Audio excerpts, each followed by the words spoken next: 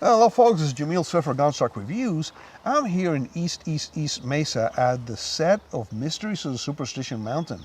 It's a YouTube channel that talks all about the history and traditions of the Superstition Mountains area. Today I'm here with Larry, which happens to be the host of Mysteries of the Superstition Mountain. How are you doing, buddy? Good. And before we start, I want to be in character, so I'm going to be wearing this more traditional headwear, so we can talk about the mysteries of the Superstition Mountains and some of the stories that you have about the area.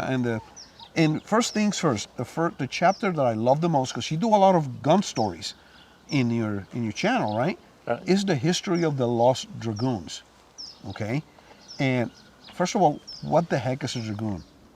Oh, well, a dragoon pistol. Back in 1871, a bunch of them were sent after the Civil War out here to deal with the Indian Wars.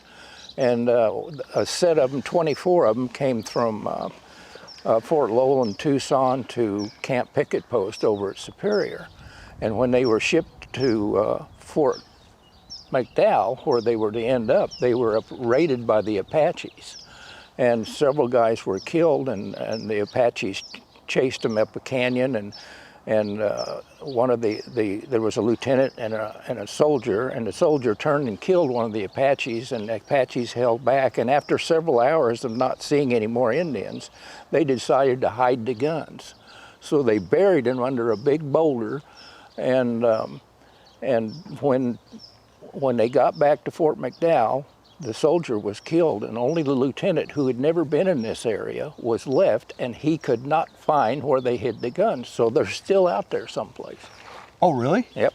Well, and that description of a big boulder is kind of hard, because big is a relative, and there's a bunch of boulders out there. Yeah. Well, but they were attacked at the Narrows, where the dam is today out in Queen Valley. Okay. And they couldn't come on through the pass, because that's where the dam was the Narrows, and the Apaches chased them back over a ridge or two and a northward trending canyon, which we believe is Hewlett Canyon. Description that the officer gave was across from a dominant pointed peak, which is up near Bayou Butte. So we've narrowed it down quite a bit. Okay, so we got to start looking under every boulder out there. Forget about the Lost Dutchman treasure. I want to find those dragoons, man. I mean, gold, who needs gold, man? I mean, when you can find real, Civil War era dragoons, that would be awesome. Maybe we can find it. But what does a dragoon look like? Oh, well, hey, I just happen to have one right here. Well, and of course, this is not a real dragoon, right? No, it's a reproduction that you use for demonstration. But that's exactly what those guns that were buried would look like. And that's huge, okay? This thing is, what calibers? That's a 44. A 44? Cap and ball. Cap and ball, yep. And it's a big gun, okay? This is, compared to a modern firearm, this would be what we call an N-frame Smith & Wesson, or something that is really huge, or maybe larger. This thing is really heavy, and giving a reproduction, it's really, really heavy. So tell us more about the stories. I mean, there's so many stories about firearms that are related to this area because of the Indian Wars, right? Yeah, true. They started off here. Fort McDowell was established in 1865. And the Union Army came in here not to deal with Apaches. They come in here to deal with the Confederates that were at Tucson. Okay. And as the Confederates went back to New Mexico, and the Union followed up on them, the Apaches attacked the Union. And we don't even know why, but Fort McDowell was established in 1865, a few years later, to deal with that problem. I just heard that you were involved in movies and reenactments and all that. Tell me all about it. I came out here in 58 and 59 from Oklahoma, and I was running cattle out at Queen Valley, and I accidentally found out about Apache Land Movie Ranch. And the town had not been completely built yet, but they did have a small set on the back, and I was doing gunfights on the street without pay, just for the fun of it. I was in the artillery in the Army. I had just gotten out of the Army, and I loved artillery, and I built a Civil War cannon. Oh, wow. A 3-inch ordnance rifle with a limber. And in order to do that, I had to find some wagons that I could get the running gears and wheels off of and stuff like that. And an old timer out here told me about an Indian reservation up north of Gallup, and I went up and I bought 20 wagons that Indians had traded in with running gears, and all of them were usable wagons. And I took the running gears off a few of them and made cannons for other guys, and other guys heard about this that were into the Civil War and got me involved in the Civil War. And some fella in Mesa heard that I had all these wagons, and he wanted to deal with me. And he took me to his place, and he had these McClellan saddles. Oh, wow. And I traded wagons for saddles, and the cavalry came into being overnight.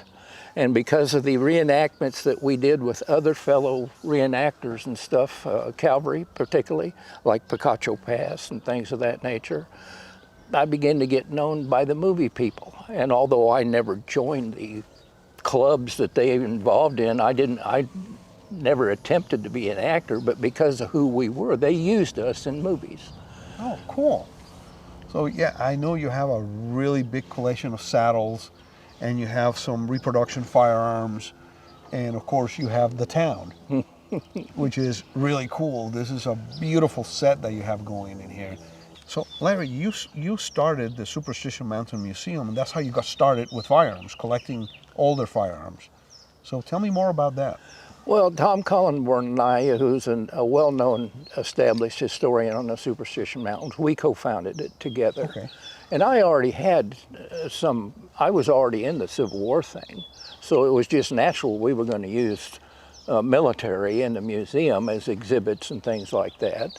And this is one of the reasons I continued collecting things and putting exhibits together using a lot of my stuff, you know. And that's how most of that came about. Oh, that's awesome. Well, you know, this story could be taken for so long because I have so many questions for you, but we only have a limited time here on the channel. But we would like to come back and get into specifics on different firearms, different time periods, and how it started with the flintlocks to the cap and ball to the centerfire and so on and so forth. And I think you have examples of many of those in your collection. Yes. So we can talk about firearms through the ages, especially in American history, which is, of course, where we live, and your specialty is in it. And where your specialty ends, that's where mine begins. Because you end up in World War I, World War II, and that's where I start my thing, because I love World War II and so on and so forth, and history after that. So we could definitely get a bunch of history coming between you and I and just share some of these historical firearms, whether they're reproductions or originals. You're on. Well, thanks, Larry. Appreciate your time. Hey. Thanks for being with us. And guys, thanks for watching. And remember, always stay healthy, be safe, and have fun at the range. Thank you for watching Gunstock Reviews. Please visit our website at www.gunstockreviews.com for more exclusive content. Please visit our Patreon page at www.patreon.com/gunstockreviews. Your contributions would be greatly appreciated and help us grow our selections and frequency of videos.